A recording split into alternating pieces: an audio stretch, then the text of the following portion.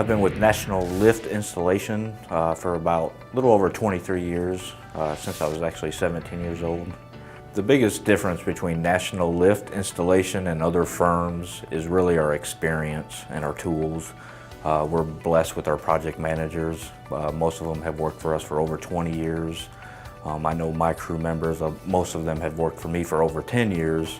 And I think that's the biggest part of doing what we do with the lift is having the experience and the correct tools and knowing what you're doing. And because every job that we do is completely different from one another. So you really have to know the basics of what furniture you're dealing with. So at the beginning of a job, I meet with the facilities manager. Typically we kind of go through the building, answer any questions. I know a lot of times, before we get there, people have a lot of anxiety of how we're going to do this and how the process is going to go. So my main thing is to try to keep them at ease.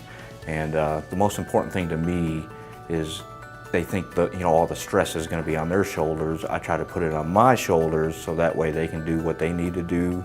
One of the most important things that I do is I do a morning walkthrough.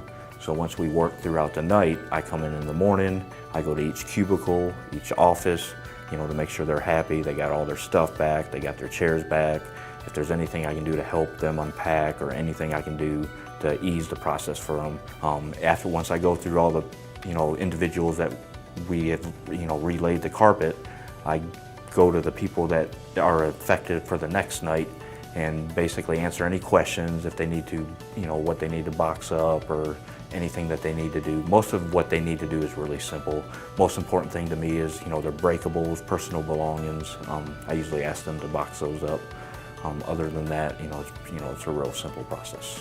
Before we actually start the project, the customer actually gives us a layout of the building, and then I go through and mark each day what we're going to do. So from beginning to end, they have a schedule, no matter how big the building is. Sometimes it's, I can do from, day 1 to day 30, and that way there's no surprises to people and they know exactly when they're getting done. At the end of the day, when people leave, it's usually around 5 or 6 p.m.